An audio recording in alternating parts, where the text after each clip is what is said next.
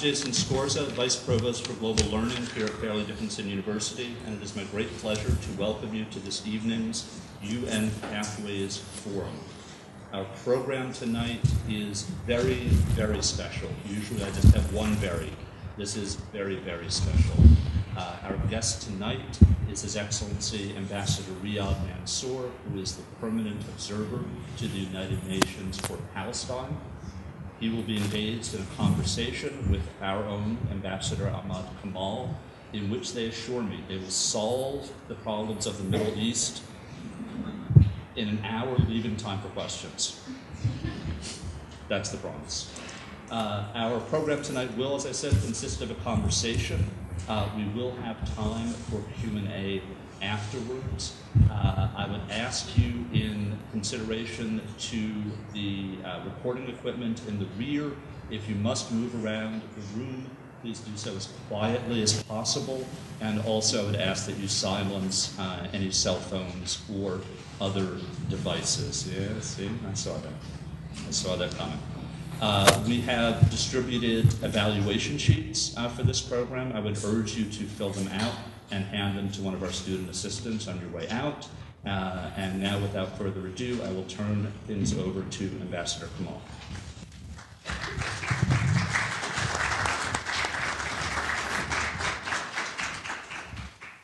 Thank you, sir.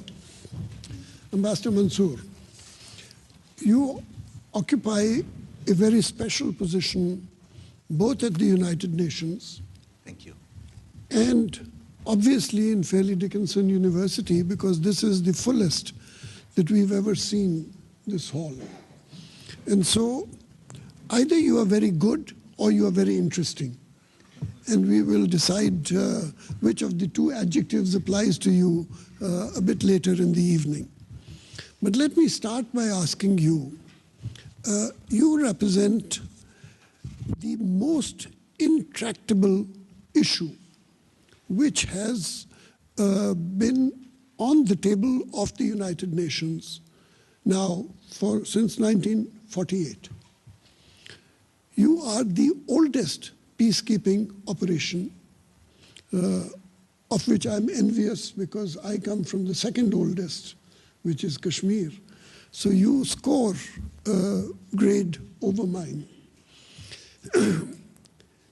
My question to you is, why is the problem of Palestine so intractable? Why is it? We used to, when we were in college and in school, we used to laugh when we heard of something called the 100-year war in Europe. And we said, how can a war last 100 years? A war is like a football game. It should last 2 hours or 2 days or 2 hours, 2 years. How can a war last for 100 years? Well, the Palestinian war has lasted for almost 60 years. And so it is possible that it may last for another 60 years and beat the 100-year formula. Why is it so intractable? Well, let me begin by thanking you for inviting me to this distinguished institution, and also to thank the students and the faculty of Fairleigh Dickinson University for giving me this opportunity to be with you this evening. We believe in the good judgment of people like you, in the fair sense of supporting justice by the American people in general, by the educated people among them, the students and the faculties of academic institutions, are people who would support just causes, and I believe that the Palestine cause is a just one.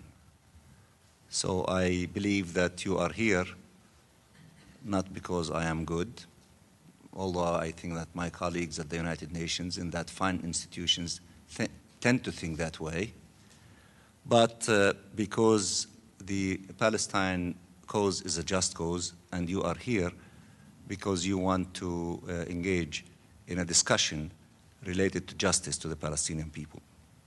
And I must say that I appreciate that, and we thank you for providing us with this opportunity. Now, why is it taking that long to resolve the Palestine question? It is a very complicated, situation, and one might really deal with so many different aspects of why it is that complicated. But let me just deal with few elements why this conflict lasted for that long. Some of them are related to the fact that the Zionist movement, which created this, which played a very important role in creating Israel, is a very powerful movement in Europe during last century, especially the first half of it. And the lobbies that it succeeded in establishing, including lobbies in this country, are establishing very powerful relationship with people who make the policies and make the decisions in the United States of America. And the United States of America is a very powerful country. And as a result of that complicated situation, we find it, on one hand, that this relationship is delaying the process of having justice for the Palestinian people. That's one dimension. The other dimension, I must confess to you, that we, the Palestinian people and in our movement, committed some mistakes and errors in the history of our struggle. We could have established a Palestinian state in 1948 as a result of the partition plan of 1947, Resolution 181. Of course, a debate was among us, among the Palestinians and their friends at that time, that that partition plan was not just. But we did not have the vision, especially among our leaders, to realize that although it was not just, we should have established our state at that time. And as a result of such mistakes from our side, we also contributed to the delay of allowing our people to exercise their right of establishing their own state. Of course, with time, we tried to correct that situation, especially after 1973, when we developed a program acceptable to the Palestinian people, which in essence called for a two-state solution, which is the same call that was contained in Resolution 181 of 1947, that called for the partition of Palestine and basically establishing two states. So on our own, and that was the first significant sign of the maturity of the political process among the Palestinian people and their leadership, when we, before it became fashionable during the last 5-10 years of everybody is calling for two-state solution, we articulated a position for us, the Palestinian people, from 1973 on, that our struggle is for establishing our own state next to Israel. Of course, it would be on the 1967 borders, meaning the West Bank, Gaza, and East Jerusalem, where the Palestinian nation will come into being and acquire its independence and usher the beginning of a process where we, the Palestinians in our own independent state, would live in peace and security with our neighbors, the Israelis, and begin a new relationship between the two nations. I'm just giving you a few of the examples of why we were unable to resolve this conflict for this long period of time. Okay. I noticed that a large group of diplomats from the United Nations have also infiltrated Fairleigh Dickinson University. Welcome. But Ambassador Mansour, you and I have been discussing Palestine for years. And you know that there is a major difference of opinion between you and me, because you believe in the two-state solution and I believe in the one-state solution. Now, we have never had any problems between Muslims and Jews in history. The problems have been between the Christians and the Jews. And that is the Inquisitions, that is the pogroms, that is Nazism. And so whenever Christians were persecuting the Jews sought refuge in Muslim lands. In Morocco, in Tunisia, and even in Pakistan, we have a Jewish population today. And so how is it that this idea of two-state solution has emerged when we could very easily have one state with Jews and Muslims living happily together? And I don't mind if you call it Greater Israel or if you call it Palestine. You can give it any name that you want. But why do you insist on a two-state solution? Well, first of all, the two-state solution is a program that is acceptable and adopted by the Palestinian people through their own institutions. And I believe that although we respect the good intentions of many friends, and you are among them, in trying to suggest other ways of solving this conflict, but nevertheless we believe that people should respect the collective will of the Palestinian people, which was articulated during the course of the years in our own democratic institutions. And here I'm referring to the institutions of the PLO before we have the formation of the Palestinian National Authority in the early 90s.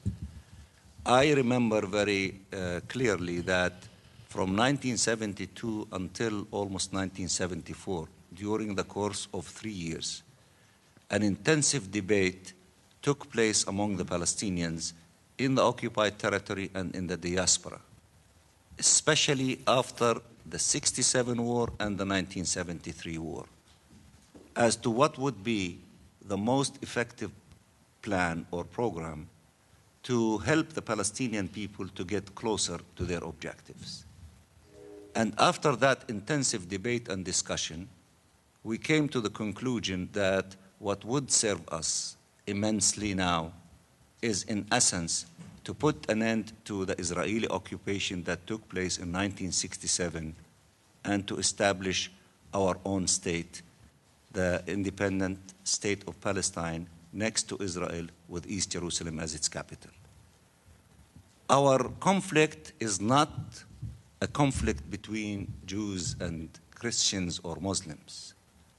The conflict in our region is between the Palestinian people with all of their religious composition, which are basically Muslims and Christians, and the Zionist movement that, regardless of, you can argue as much as you want whether it is just or not just, but it succeeded in creating a reality in our land where there is a nation that calls itself Israel, composed of people that some of them even they're not Jews. In fact, 1.2 million of them are Palestinian Arabs but who are Israelis. And there are others who are not Jews, such as the Druze, just to mention some of the groups. So whether we like it or not, we cannot just only be fixated in an abstract way about justice without finding ways of how we can move in a practical way to allow the Palestinian people not to remain in a stage of struggling for justice for 60 years, and another 60 years, and another 60 years without seeing an end to this process. So that's in terms of, we need to be practical. Our leadership need to be a leadership that find ways to accomplish our objectives in a realistic way and in relatively short period of time. And we believe that struggling for putting an end to occupation that started in 1967 and establishing our own state on these areas would be a very important step in correcting the injustice that has been inflicted upon the Palestinian people of denying them their right of self-determination and independence in their own state. Let me also add, it is not necessarily our destiny that we will be separated forever, meaning the state of Israel and the state of Palestine. It is conceivable that we might, after the establishment of the state of Palestine, select at a given point in the future, based on free will, to have some form, if not at the beginning unification, but some federation or whatever coordination that we might select that might pave the way for us living in one state if the two people select that option in a democratic way as the option that they want to select. But for us, in order to find ourselves at the beginning of such a stage, we cannot do it without having our own independent state next to Israel. Israel will never treat us as those who suggest one-state solution, will never treat us as equals. They will always treat us as inferiors, because we have, for the last 62 years, 1.2 million Palestinians who are treated as second-class citizens inside Israel. But if we want to begin the process of possibly reaching the objective that you want, first of all, we need to have our own state, independent, viable, next to Israel. Meaning that we want to force them to see us as equal to them. If they see us as equal in our own independent state, then we could possibly move into future steps as equals of possibly having forms of federation, unification, as you wish. And in this connection, look at the history of Germany versus France. If we examine the history and the relationship between Germany and France during World War I and World War II, only these two examples, I don't want to go even before, they killed among each other in these two wars, only Germany and France, more than the total number of people killed in all the wars since the beginning of humanity before World War I. But these two countries, based on forging unification and mutual interest so that they will be more relevant and try to affect not only the policies of Europe, but also to be a force to be reckoned with and to compete with the United States, to compete with China, to compete with Japan. These two countries are the two pillars of this experiment of the European Union, which is moving in the direction of possibly creating something that like the United States of America. What does that tell us? These two countries were not fixated on the hatred and the blood that was shed between them during these two experiences. They were able to elevate themselves to the level of looking at the common interest and getting united in the European Union experience, because interests are much more important than the hatred of the psychology of the wars of the past. If that was possible with France and Germany, in my opinion, it could be very possible to happen between us and Israel, but the necessary condition for it, we have to be equal. And we cannot be equal without having our own independent Palestinian state. I don't want to dwell too much time on this because it sounds like philosophy and abstraction. And I would love to see shifting gears and getting to the reality of today and how we can move in a practical way to accomplishing our objective. And let me conclude in this issue by saying that our policy is sound, because now we have global consensus on the issue of the two states.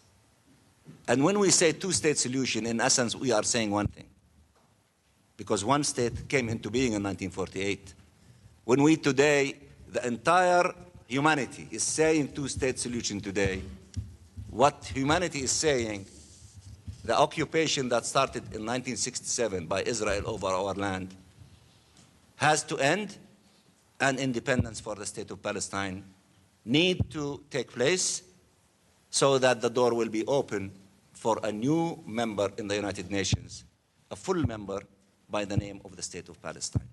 That is the reality of today, and it did not come as a gift by all these nations to us because we are good diplomats, and we are, but because of the heroism of the Palestinian people and their steadfastness and the wisdom and the maturity of their leaders by articulating a realistic political platform.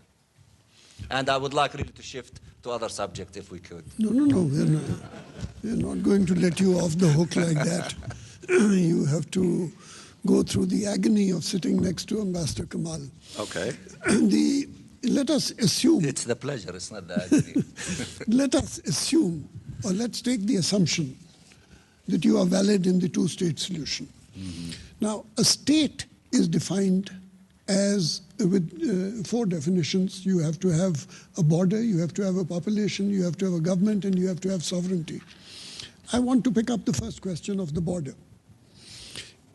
At the moment, Israel is the only member of the United Nations out of 192 countries.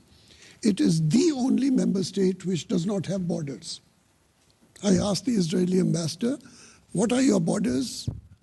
And she, the previous ambassador, said to me, I'm sorry, I don't know what are my borders. Now, you are talking of a Palestinian state. Do you know your borders? Because you started with Resolution 181, then you went into 242, and now the New York Times has published another map in which you have tentacles reaching into the West Bank. And so it seems to me that you have the law of diminishing returns in Palestine. What are your borders? I want to be sure that you know what is the Palestine, what is going to happen about the settlements, what is going to happen about Jerusalem, what's going to happen about the right of return. These are 3 concrete problems to which you have to find a solution before you can declare yourself a state in the General Assembly. And there is a 4th assumption which you have to fulfill, which is to get the Security Council to agree without an American veto. Are you sure that you can fulfill these 4 conditions? Let's deal with them one by one, because you refer to several issues that we consider as the final status issues or the core issues of resolving the Palestine question. Borders, refugees, Jerusalem, settlements, security, and water. And of course we add prisoners. But let us start with borders. Now, the UN took upon itself in 1947 to partition Palestine and to define the borders of each state. That's Resolution 181. And often some Israeli diplomats who were boycotting the International Day of Solidarity, of course they boycott it all the time. But in November 29, it's the International Day of Solidarity with the Palestinian people. And we begin the debate on the question of Palestine in that day. Of course, the Israelis do not participate in that debate. But one time, a clever Israeli ambassador by the name of Gillerman said he wanted to participate in the debate. And he started the debate by singing a song for himself, saying, "Happy Birthday, Israel." Because he said, in November 29, when Resolution 181 was adopted, that is the birth certificate for the State of Israel. Fine, if that is the birth certificate of the State of Israel, which defined the borders of the State of Israel and the borders of our state. Because if you review the text of Resolution 181 and the annexes to it, you will find maps with the borders of our state and their state. So if he sings happy birthday to Israel, and that is the birth certificate of the state of Israel, I would sing along with him happy birthday to the state of Palestine on the basis of that resolution, which they are so thrilled that they say that that was a good day for them in the UN because it approved that resolution. So if it is possible to have the borders based on Resolution 181, I can tell you that not only the Palestinian people will be thrilled, but also the Palestinian leadership would sign on any declaration to define the borders between us and them on such basis. But of course, we don't want to remain in the realm of abstract discussions of what is right and what is wrong and the tragedy of the Palestinian people to continue. We are realistic people. After 1948, and before that 47, the partition plan, several episodes of war took place. In 1948, 1949, Israel succeeded in occupying more parts of our state. And by the time they had the armistice line, end of 49, beginning of 1950, Israel occupied, instead of having their own state in approximately 50% of mandated Palestine or historic Palestine, they ended up with 78% of mandated Palestine. And what was left, 22%, the West Bank, Gaza, and East Jerusalem. And that part was occupied by Israel in 1967.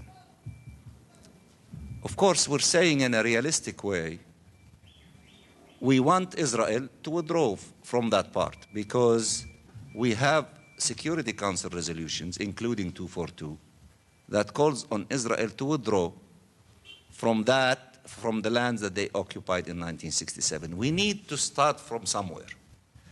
So it would be acceptable to us, the Palestinian people and their leaders, to establish a state on the 22% of the land, and we know the borders of the June 1967, because these are the borders of the armistice line of 1949 and 1950, and the UN has the maps for all these borders between us and Israel, including the no man's land, for those of you who know the area of the three villages, Amwas and the others, there is a zone there of no man's land, and the Jordan Valley, and the Dead Sea. We know exactly the borders of the June 4th of 1967.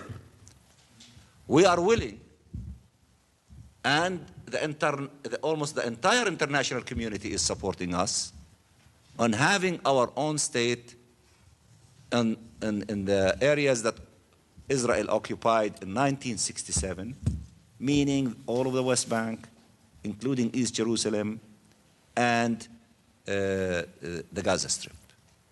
And even to show additional flexibility, President Yasser Arafat and currently President Abu Mazen, Mahmoud Abbas, accepted through negotiations that the borders of our state would be 1967, with willingness to adjust the borders as it is customary between all nations. But if the adjustment would require a slight piece of land to go from our state into the Israeli side, that we should be compensated from the land of Israel of the same equal in size and in value of a slice of piece of land from their side, in principle. So therefore, those who ask us about the borders of our state, the borders of our state is 1967. The European countries support us on that position. Almost the entire international community support us on that position. Even President Barack Obama, when he gave the famous speech in Cairo, he said that the occupation that started in June 4th, 1967 should end. Meaning what? That the areas that Israel occupied at that time should be evacuated to allow for the independence of the state of Palestine. So in terms of borders, we know our borders. But one time I had a discussion with the late Foreign Minister of France, Kishner. And I was discussing with him the issue of recognizing the state of Palestine. He raised the issue of borders. He said, what are your borders? I said, listen, you can recognize us on the basis of 1967. That would be acceptable to us. But if you feel that you are not comfortable with the issue of borders, just recognize the state of Palestine and we will deal with the borders through negotiation. He said, no, but we cannot recognize a state without knowing the borders.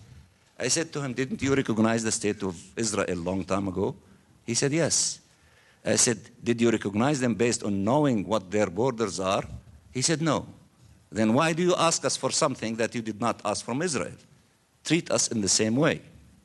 And with all fairness, he said, you have a point. And then we carried on the discussion on other issues. So therefore, with regard to the borders, you know as well as I do that there is global consensus at the United Nations of saying that the state of Palestine is basically going to be established on the land that Israel occupied in 1967, meaning the West Bank, East Jerusalem, and the Gaza Strip. So that's in terms of the borders. Now, other issues are complicated. But if we agree on the borders, then we will jump to the issue that is so important to Israel, which is security. Israel is saying they don't trust anyone to defend Israel but themselves. If that is to mean that they will keep the Jordan Valley on the top of the mountains and many areas of the West Bank, that is occupation. Then therefore, we are not talking about peace between us and them because they don't want to end the occupation that started in 1967. And that has nothing to do with security. If they truly want security, they don't trust us to defend our borders, to provide security for us, and by definition, security for them. We don't accept to have a single Israeli soldier in our land, nor Israeli civilian employee in our land, even if the soldier or the civilian is Muslim or Christian or Druze from Israel. Not a single Israeli soldier. We want to liberate our land. We want independence. But if the issue is security, we offer them. We are willing and ready to accept as many soldiers as they feel comfortable to provide them with security. From NATO, UN forces, American forces, all of them to be on our side. And we don't care who would be the generals leading them. Even if all the generals in the NATO forces are Jews, we have no problem with that. Not Israelis. To be on our side, all of them. To stay there for as long as we agree, so to provide them with security. But if they tell us even the American soldiers are not acceptable to them, to give them comfort of security, it means that they are not interested in peace. They accepted American soldiers because until now, as a result of Camp David between them and the Egyptians, there are approximately 7,000 American soldiers in Sinai to be the buffer zone between the Israelis and the Americans. They accepted with Lebanon 16,000 UNIFIL, UN forces, in southern Lebanon. So we can accept the Lebanese UNIFIL experiment. We can accept the experiment in the Sinai desert of the 7,000 American soldiers. Any of these models would work for us. We offer them to Israel. This is how we deal with security. But to remain occupying our land under the disguise of security is unacceptable, and it will not work. That is occupation, and we have to call it occupation. We want to end occupation.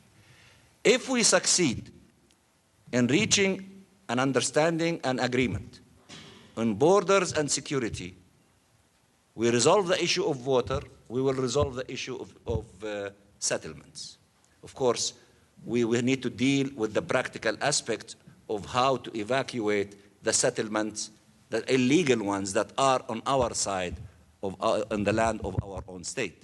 But these things, once if they accept the principle to have the borders of our state defined as well as the borders of their states, and we agree on security, we resolve the issue of water, we resolve the issue of settlement, we will have two complicated issues that we need to resolve on the basis of justice. One is refugees, and the other one, the accessibility of all religious groups to the holy city of Jerusalem.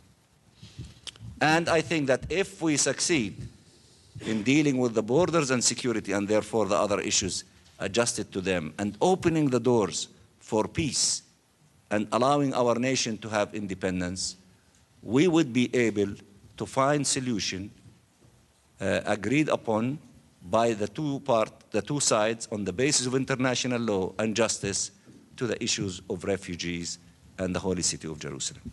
Yes, but I want to push you a bit on the question of settlements. Because a week or 10 days ago, you presented a resolution in the Security Council on the settlements, on the illegality of the settlements. And as I read that resolution, I found that the entire terminology of that resolution was on the basis of American statements. So that resolution was US positions.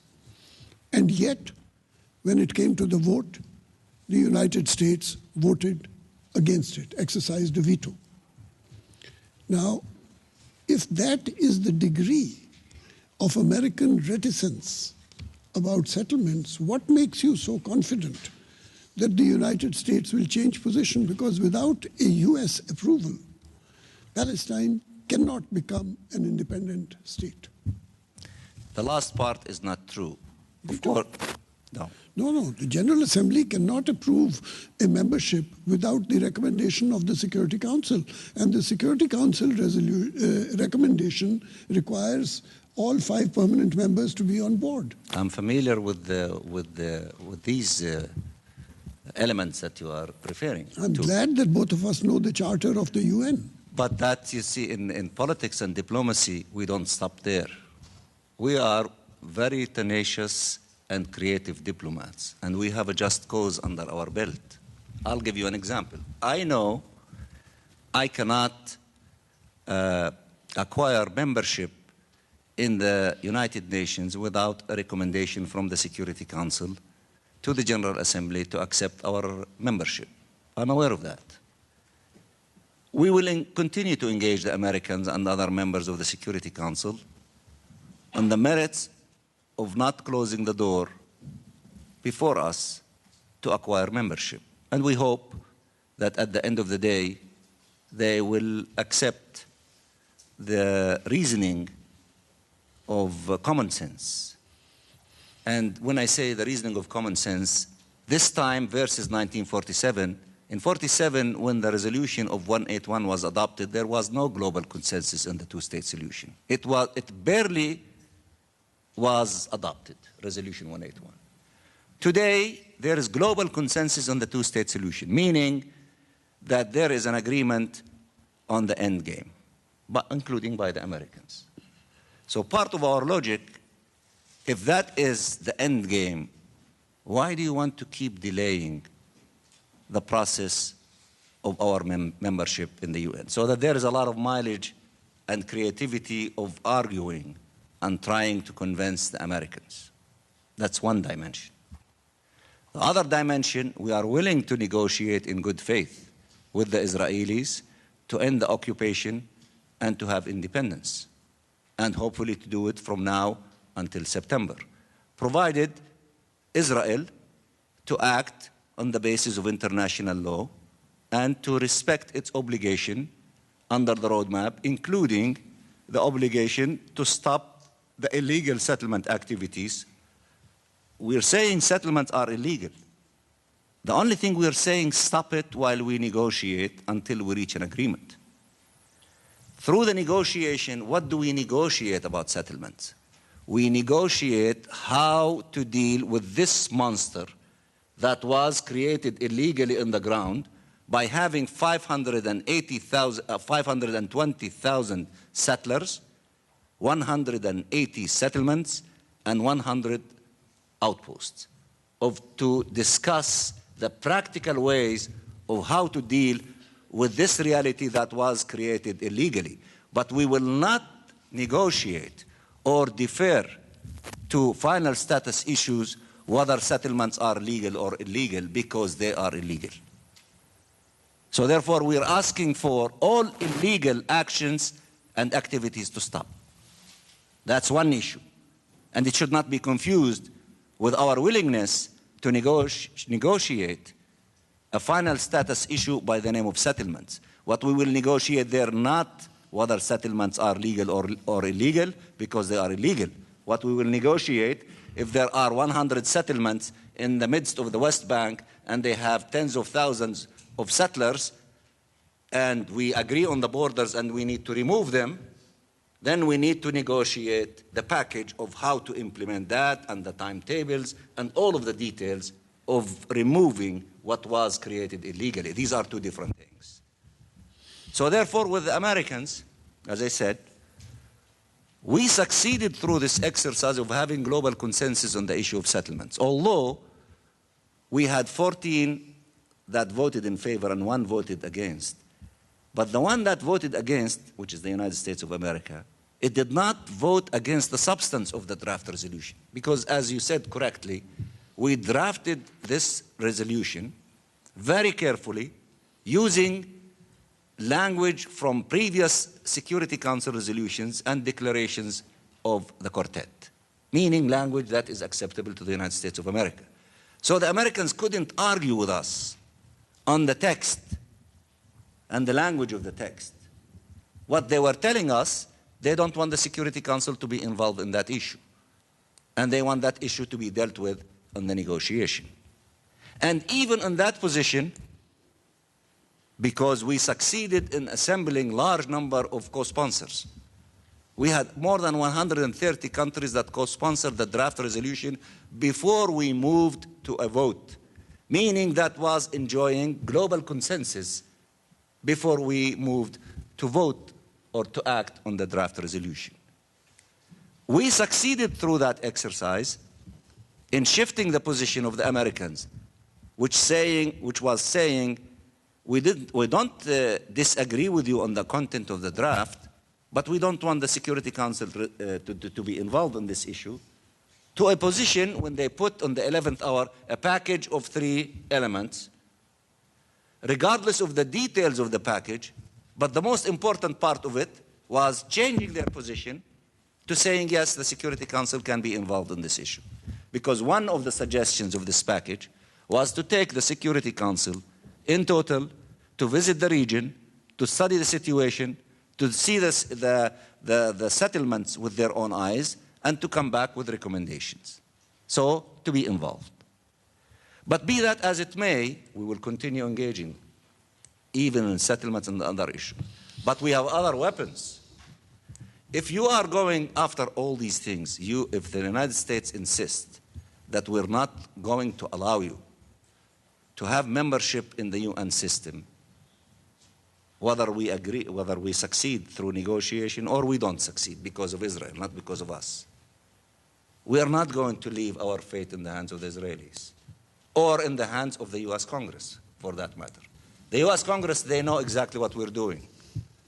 And they're trying and they're responding to us by positions they're adopting against what they call our unilateral activities of having membership. But I can tell you, we are not going to listen to that position by the Congress. We have 111 countries that recognize the state of Palestine today. Coming the end of spring and beginning of September, and we are working very actively, we are intending to have somewhere between 140 to 150 countries recognizing the state of Palestine. Then I want to know what would be the logic of one country in the Security Council trying to oppose this collective will of almost the entire international community. So therefore, All the doors are not closed before us. We are working very actively, and we are trying to create realities where those some stubborn forces that they want to deprive us from having the day of independence, hopefully sometime in September 2011, to be delayed, and to be delayed forever, 60 years, another 60 years before the Palestinian people to have independence. We are very resilient people, highly educated, very bright in all fields that you can imagine. In fact, we have the highest percentage of educated people in the Middle East, more than Israel. We are people that deserve freedom and independence. And I think enough is enough. We've been living under occupation for 33 years. I think the time is now for our independence. And with the help of all of you and many others who are not here, we are going to succeed in doing so, hopefully by September of this year. Okay, let me ask you one final question before we open to the floor for questions. And that is that your entire case is based on the right of self-determination and on justice, therefore on democracy. Mm-hmm. The problem with democracy is that you never know what is going to be the result of elections. Now, it is very lucky that you and I are both clean-shaven people. But there are lots of people in the Middle East who are not clean-shaven, who have long beards. And it can happen that as a result of elections, you may get a result which is bearded. And that bearded result is what is the problem between Hamas and the West Bank, the authority. How are you going to deal? Because we want democracy, we want elections, but we want them to give results which are clean-shaven. How can we ensure that the results of democratic future of Palestine is in that direction? Well, we are among the Palestinians, we have democratic movements. We've been having democracy for a long time before the wave of democracy that is sweeping the region from Tunisia to Egypt to many other places. We had many elections before. We had the last election in the year 2006. The PLO lost the election in favor of Hamas. We did not shy away, beard or not beard, that's not important to us. The president of this university has a very attractive beard, you know, and I'm sure that his wife likes it.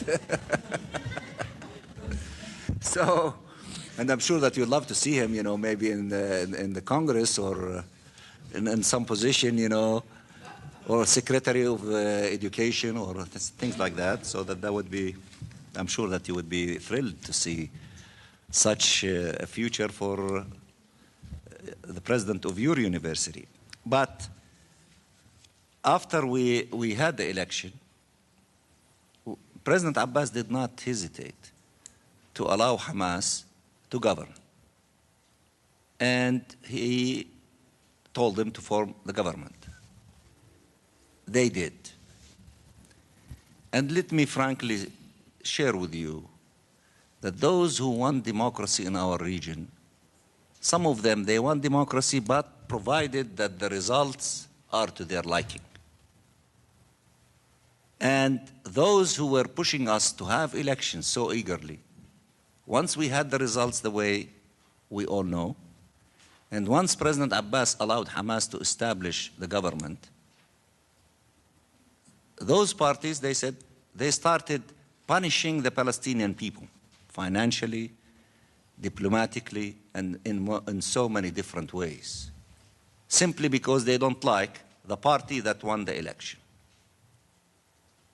And of course, one thing led to another thing, and unfortunately also in this process, and the meddling of our own internal affairs by regional forces, it led to the tragedy of the split between Hamas or between the West Bank and Gaza. And we are working very hard to try to put an end to this split and reunifying our house. We are trying very much to do so. This is a black spot in the brilliant history of the Palestinian people and their contemporary movement. We never had such things in the past. We have so many political forces within the PLO. We always argue and dialogue as democratic, umbrella organization.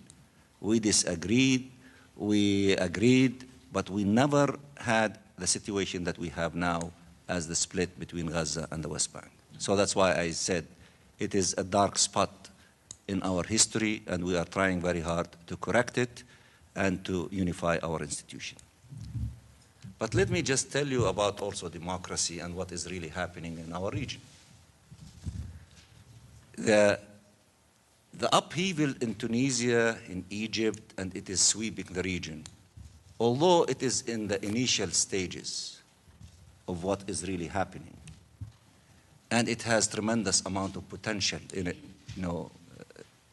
within it, I think that it is making all the Arabs to be proud to be Egyptians and to do the remarkable thing that was done in a civilized way, a peaceful way. Only through 18 days of massive popular movement, they were able to topple the regime and to begin the process of democratization. The democratization is not only having election. That is only one component of it. The movement that we see in Egypt and Tunisia and sweeping the entire Middle East, it is saying democracy is empowerment. It is dignity. It is having jobs for the large army of the youth who are college graduates but without jobs. It is the issue of fair distribution of wealth. It is the issue of fighting against corruption. It is the issue of trying to do things in a different way. It is the issue of making Egypt possibly like Brazil, South Africa, India, or Turkey, meaning to work on the basis of the interest of the Egyptian people without being in the pocket of this regime or that regime, and without being hostile to this regime or that regime. Because the way I see Brazil or South Africa as examples, or India, or Turkey, they are working on the basis of what is the best for their own people. They have resilient economies. They are not hostile to the United States of America, nor they are stooges in the pockets of the United States of America. This is the kind of democracy that is being unleashed in the Middle East. And I think that this is why it's making us, the Arabs, very proud, because we were considered that we don't belong not to the 21st century. We were fixated in the 18th and the 17th century. Of what is really happening now, we are entering the 21st century as proud people, capable people, democratizing our societies in such a way that even elections, it doesn't matter what the results of the elections are. And also what these things are doing, it is refuting the argument that the only political force that is potentially capable of doing reform and changes in the Arab world are the Muslim Brotherhoods. What happened in Egypt and in Tunisia and other places, that it proved that that's not true. It is proving that the massive force, particularly of the youth and women and different components of the societies, are those who are making these massive changes, while the Muslim Brotherhood and dozens of political parties been in existence for 80 years, they did not do much in comparison to what the youth did in 18 days in Egypt, as an example. That is remarkable. And of course, we are in the beginning stages of what is happening. And I'm sure that some of you read that fabulous article in the New York Times when they were saying that the situation in the Arab world is similar to what happened in Europe in 1848, after the French Revolution. After the French Revolution, and I'm sure that many of you are students of history, 50 revolutions and uprisings erupted in Europe, only in Europe. And one writer wrote in that article. He said what happened in Europe inspired him, and this is what's happening in the Arab world, saying that it is a struggle for liberty. And what is liberty, he said. This writer, 150 years ago, or 160 years ago, he said that liberty is like a beautiful horse, strong, defiant, very powerful, and so inviting to ride it. While others, they will select the options of walking. This is what's happening in the Arab world. So democracy, we are not afraid of who is going to win the elections, beard or no beard. And even the Muslim Brotherhood and the Islamist groups are being changed when they accept in Egypt and in Tunisia and other places democratic reform, when they accept to be a player among other players, when they accept civil governments, including hopefully of civil marriages. These are remarkable transformations in the Arab countries, and this illusion that, you know, this reactionary or backward party or that party is going to take over, that is not necessarily true. Although I know I'm not naive, there are many political parties are trying to ride the wave and trying to hijack this fabulous revolution of the youth of the Arab world. But I am confident that the youth who are resilient and brilliant are capable of not allowing that to happen. They will build their own parties and they will build the new Arab nation.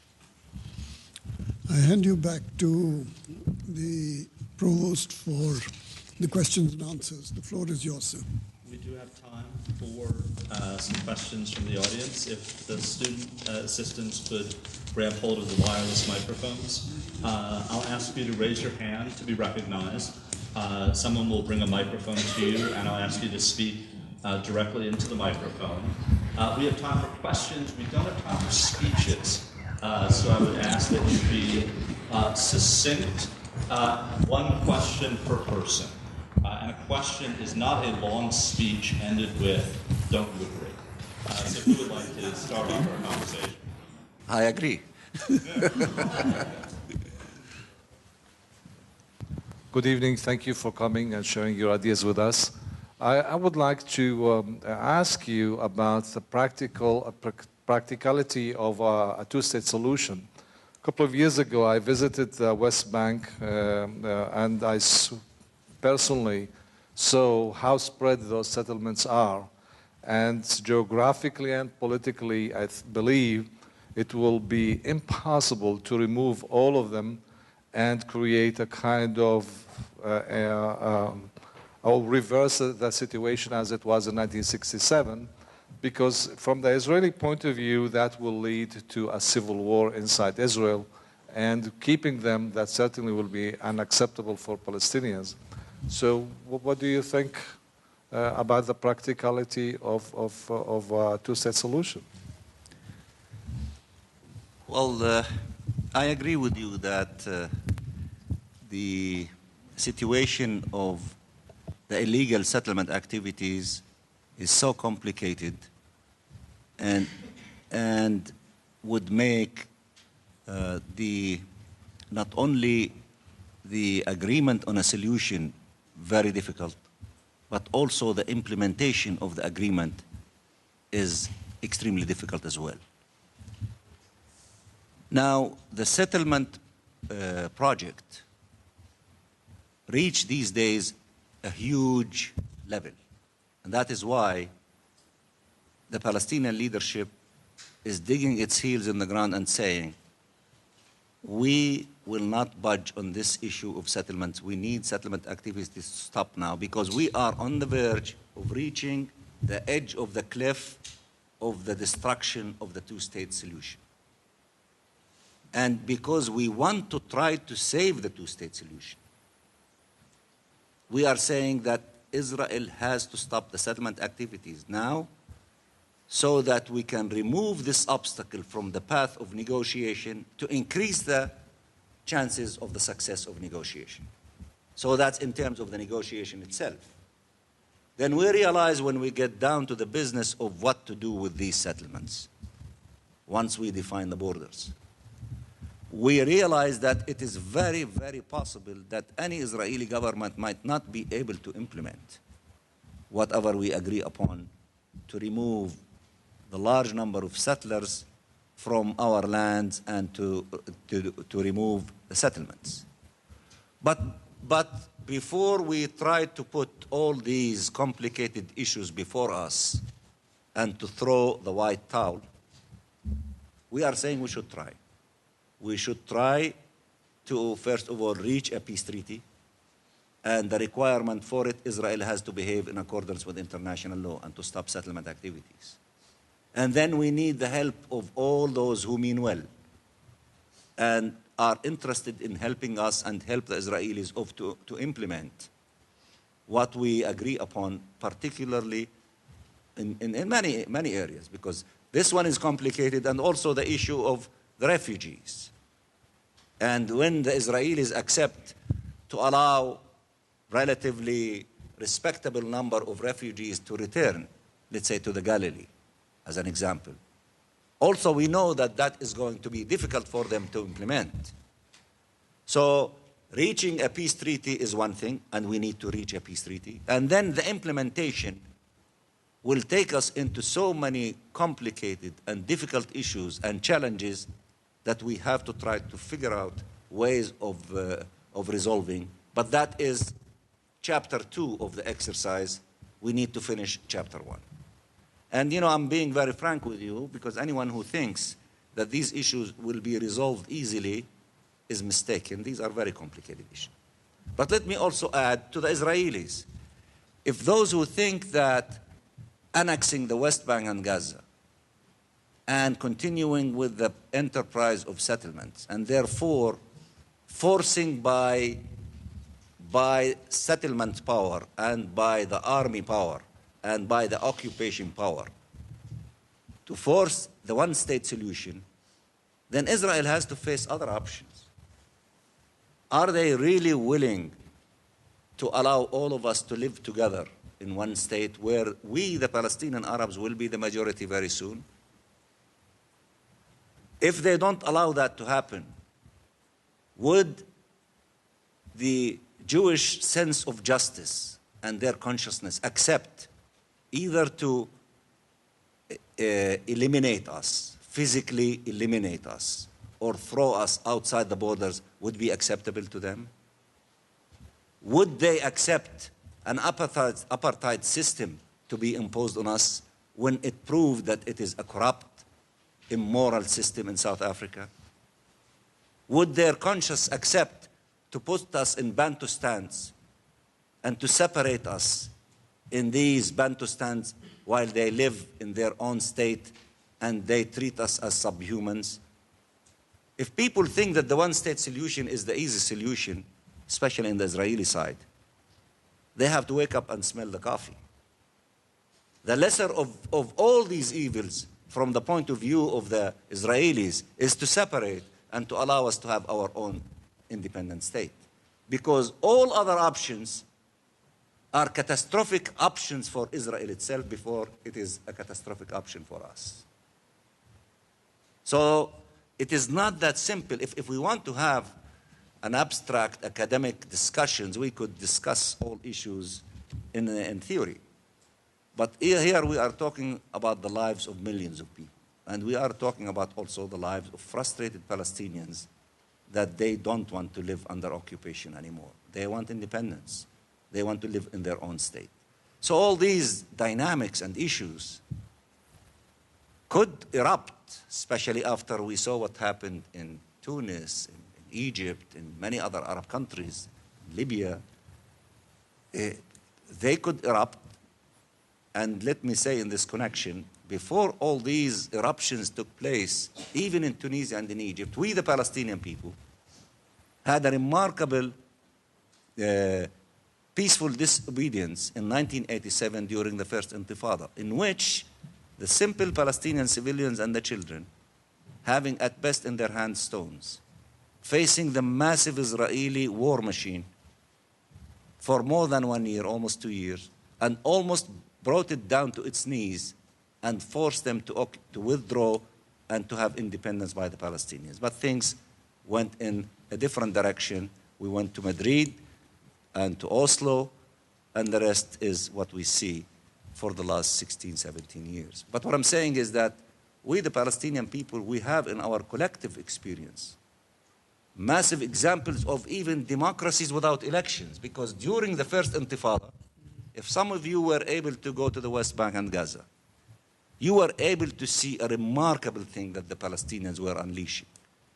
Neighborhood committees, helping the poor, educating the kids, cleaning the streets. There were no heroes. The hero was the collective power of the entire Palestinian population. Similar to the things that happened in Egypt in 18 days. But in our experience, it happened for 2 years. That's the first Intifada. And if we were able to do that then, we could do it again, and we could do other remarkable things.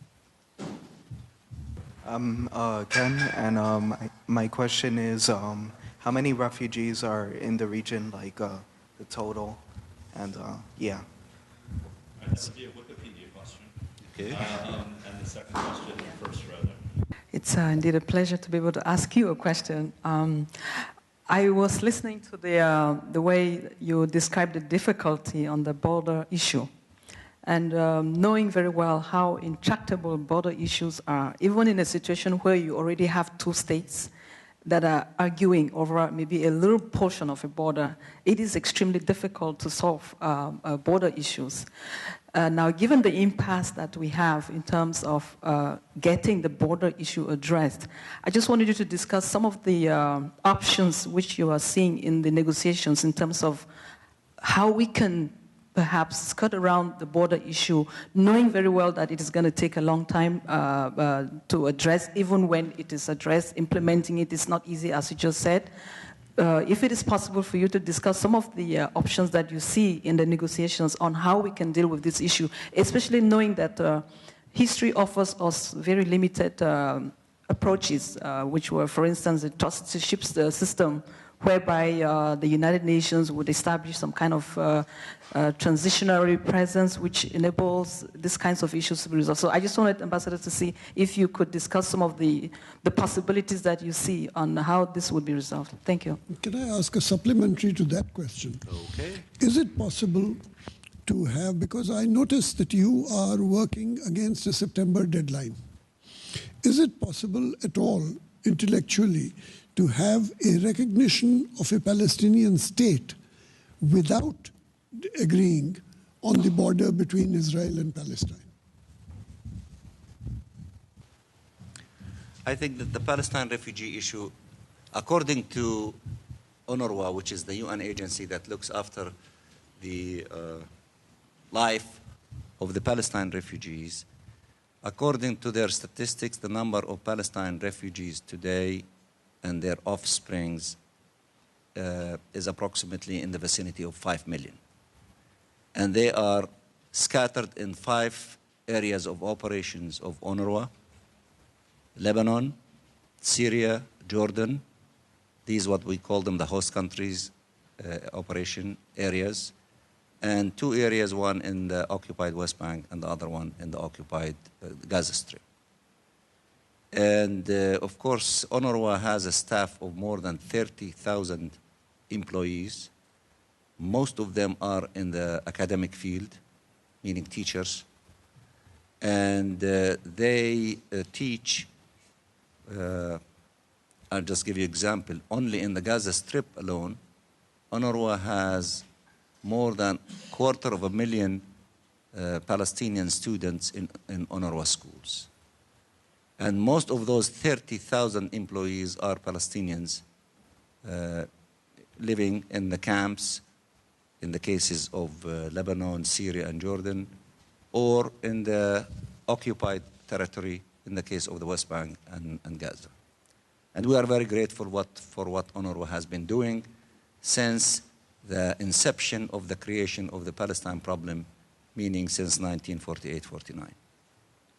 And UNRWA's budget is in the vicinity of annually of about $500 million.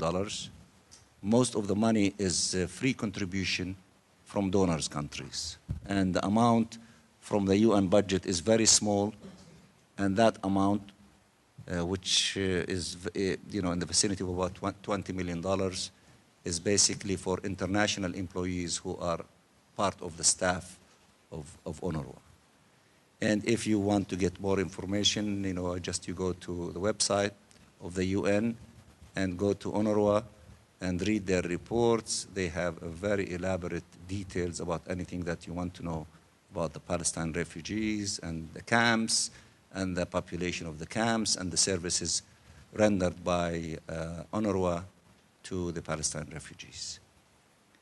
And even if you want more information, you can contact our office. We'll be more than happy to give you all the information that you need in this regard. But UNRWA is the best source. And even we can connect you with the UNRWA liaison office at the United Nations, and they will provide you with whatever you want. Now, regarding the other two questions, the issue of negotiations related to border. The most important element that we're trying to have agreement on, especially by the quartet, is that the negotiation, the terms of reference of negotiation, including the terms of reference with regard to borders. And the quartet will meet on the 15th of this month in Paris at the level of the stakeholders, meaning the foreign ministers level. And we hope that they will issue a position that will be much stronger than the previous statement, and to contain, among other things, that the negotiation between us and the Israelis on the issue of borders will start on the basis of the June 4th, 1967. That is the starting point. We cannot, we need to pin down the Israelis, and of course before them the quartet, that we negotiate on that basis. And we have letters, and we know of reports by leaders in the previous administration, including Secretary of State Condoleezza Rice, when it summarized the status of the negotiation before leaving office and sent it to the current US administration. They indicated that the negotiation should start on the basis of the 1967 borders to include the Green Line, the no man's land, the Jordan River in the Jordan Valley, and our segment of the Dead Sea. So we start negotiating on such basis. That's the term of reference. Now, the principle of swap or adjustments of borders, that has to be mutually agreed upon by the parties when they negotiate. And Europe, for example, their declared well-known position of the Council of Ministers of the European Union that the border of the state of Palestine and Israel is the 1967 borders, and they will not recognize any change of that unless it is mutually agreed upon by the two parties. So that's the starting point. What will happen after that, we just have to wait and see. And even if we have this term of reference and we begin the negotiation, first of all, I am not part of the negotiating team. And even if I was part of the negotiating team, I would not be at liberty to share the details of what we will negotiate. But of course, we will convey to you and to all of you maybe the happy moment of reaching the agreement in which we will tell you what the borders that we agreed upon will be. Now, this also brings me to the other question. Will we accept by September the inclusion of a state in the UN system without recognizing the borders? I think that that will not be the case. Because if we succeed in creating a situation in the UN system to recognize the state of Palestine, I can assure you it will be on the basis of 1967 borders. That will be the package. It's either we don't succeed in the inclusion of the state of Palestine as a full member, or we will succeed in the inclusion of the state of Palestine on the basis of the borders of 1967. If we, at that time, we had a peace treaty that defined the borders, then that will be it. If we don't have a treaty, but we succeeded in including Israel as a member of the UN without having any idea of its borders. no, I think, and we can review their proclamation of independence, and we can also review their letter of submittal to the Security Council for membership. We can review that. But if my memory serves me well, in the letter, they accepted 2 conditions. And Israel is the only country that it was accepted in the UN system with conditions. The first condition is to abide by Resolution 181, and that is border. And the second one is to abide by Resolution 194, which is the just resolution to the refugee question on the basis of compensation and return. And I was the junior diplomat representing Palestine when you were an ambassador, and I was representing Palestine in the Special Political Committee, SPC, which was created as a result of Palestine in 1947 to deal with our issue. And the Americans used to submit the essence of Resolution 194 every year alone, Correct. without accepting another country to co-sponsor with them. The resolution that calls for compensation and return. And Israel used to abstain. They did not dare to vote against that resolution until 1993. And the rest is history. So there you have it. Hi, my name is Yasmin Sirriya. I'm Palestinian as well. And my question is, do you think that there are a lot of Arab countries and leaders of Arab countries as well as Arab citizens that have hijacked the Palestinian cause for their own purposes in the sense of using it as an excuse to hate America? And in reality, if they were given the American passport, they would go running in 5 minutes. Do you think that contributes negatively to our cause and against our principles? And sometimes, you know, as my father always says, we should leave the Palestinian cause to the Palestinians. And so in that sense, do you think that there should be more of an independence in that sense, or what should the other Arab countries do when they are trying to support us? Don't they necessarily take away from our cause when they do that? Thank you. Hopefully this will be a little bit more of an easy question. My name is Ashley, and I just have a quick question. Earlier you were discussing a peace treaty and keeping the September deadline in mind. Is there any indication that a peace treaty will be seriously negotiated in the near future? And what is that indication, if there is? Thank you.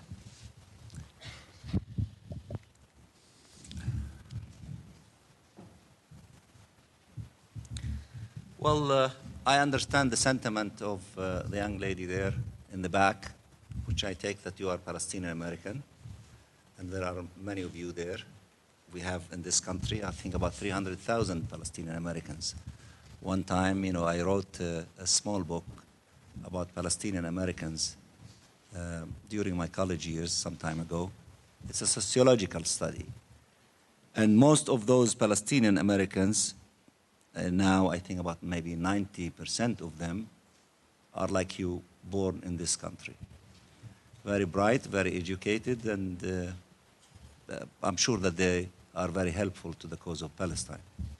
Now, with regard to the Arabs, you know, we have many challenges and issues facing us as Palestinians.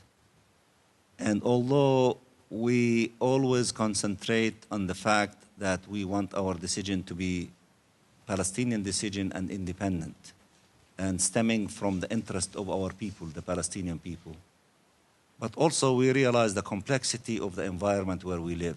And here I'm referring to the Middle East. And I think that we're becoming very sophisticated, you know, people, that we don't invite additional problems and difficulty for us. We try to navigate through these difficult times, not on the basis of increasing the number of enemies or unfriendly elements against our cause. Because what we're facing is so difficult in itself, the Israeli occupation and the might of Israel and its strong relationship with the United States of America. So we don't lose focus from trying to navigate on the basis of the interest of our people and not to try to create additional enemies and extra problems for our people. For example, we have to be reasonable in how we can navigate in Lebanon because we have 500,000 Palestinians living in Lebanon. We cannot have a reckless policy of trying, to have a contradiction between us and the Lebanese authorities. And we've been through that during the civil war in Lebanon, and it brought suffering to our people, and we're learning from these things. We don't do that in Syria either. We learned many lessons in Jordan when, we remember, what happened in what we call Black September and so on and so forth. So that we learned all these lessons, that we are very, very careful in dealing with the Arab governments and Arab nations and in such a way that to minimize the pain of our people and not to have extra number of additional enemies because we don't need that. We need to do things the right way. We need to do things on the basis of the interest of our people. Now, with regard, if you're referring to the Arab community, Arab American community versus Palestinian American communities, if these are the issues that you have in mind, I think that these issues that I'm sure that the community in a unified way, because we believe that we are part of the Arab nation, and I think that the Arab American community, including the Palestinian component of it, should look for what unified them and not to concentrate on what divided them. Because to act in a unified way would serve the cause of Palestine in the best possible way. With regard to the peace treaty, we are working very hard, and we hope that we can have peace treaty that will end the occupation that started in 1967 and to allow for the independence of Palestine. We hope, we work very hard for that objective, and but we don't control all the cards. We are not working on the basis of the success of the negotiation, although we are putting tremendous amount of energy in this direction. For example, today we were invited as Palestine and Israel separately to meet with the quartet in Brussels. Our delegation went and met with the quartet. The Israelis refused to meet. And the logic of the Israelis, they are afraid of having the collective power of the quartet to be involved in this issue. They want only to restrict it to the Americans, and the Americans want subcontract it to the Israelis, and the Israelis are ruthless with us. So this is not working. So we went and we met with the quartet. We did what we were supposed to do. We submitted to them our thoughts and ideas of what should be reflected in the meeting on the 15th of the ministerial meeting of the quartet. The Israelis are being ridiculous in refusing to meet. And Tony Blair worked on a compromise with them by taking the quartet to Israel next week to meet with the Israelis there. While we are extending our hand to negotiate on the basis of international law and respecting obligations of parties, and here we're referring to Israel specifically, and their obligations with regard to the roadmap, with regard to the settlements, etc. But they are not reciprocating in kind. And they are isolated, and they deserve to be isolated when they refuse to play by the rules of international law. And we hope they change their behavior. And I think this isolation is helping them, hopefully, to change their behavior. They cannot come and negotiate with us and continue to act illegally by creating obstacles on the ground through settlement activities and other violations of international humanitarian law. They have to transform their thinking, as we did, to accept that they are occupiers. Until now, all Israeli different governments, they don't accept their occupiers. They think that this is a contested land. It was given to them by God. They call it Judea and Samaria. And they think that they will be kind to us by giving us pieces of it to establish whatever we want, and we can call it our own state. That kind of thinking is not thinking that would lead to peace. The kind of thinking that would lead to peace, that they occupied what doesn't belong to them in 1967, they have to withdraw from it, and we are willing to negotiate with them peace treaty that will take into account their security concern. But they haven't transformed themselves. And eventually, if we're going to succeed in this exercise, they have to transform their thinking to that level that they have to withdraw. We have to negotiate borders, we have to negotiate security, and we have to negotiate other final status issues. If we do not succeed in having a peace treaty, we cannot accept any longer that they are the party to determine our future and our destiny. When Prime Minister Salam Fayyad unleashed what is known as the plan of the Palestinian government of ending occupation and building the infrastructure of the state of Palestine, he said, occupation is the cause of many of our problems, almost all of them. But we cannot use that as an excuse for not doing things that we should do. And we need to build schools. We need to build the infrastructure of the state of Palestine. The occupation, they come and destroy what we build it again and again and again.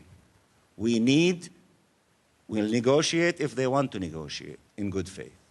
They don't negotiate, we are creating realities on the ground so that the D-Day of our independence is going to be determined by us and by a large army of countries that are friendly to us. And also we are active in the recognition of states. So we are not being totally dependent on the Israelis to determine what will happen to us. We are willing to work with them, but we are banking on our people and their resiliency and their creativity of building our own institutions. And we are struggling in a peaceful way. In Na'lin, in Bil'in, against the wall, against the settlements. We are doing all kinds of things, relying on ourselves and on our friends, so that it will become a fact that nobody can deny, including the Israelis, that we will be independent. And we hope, inshallah, as we say, by September 2011 or close to that time. And we need the help of everyone. You as students and faculty, you are students, you are future leaders of this country. If you think that our cause is just, and I have a feeling that you believe that, help us in any possible way that you think that would make us get close to that objective. The professors and the instructors among you who are, you're educating those future leaders, you are also, you know the truth. And if in our discussion today, if you think that I was able, to share with you elements that would advance our humanity in the direction of truth and helping us and helping the Israelis to close this bloody chapter and to move forward in the direction of peace and new reality in the Middle East, please, by all means, help us in that direction, and we appreciate that in advance. I think that that's the end. Thank you very much, and good night.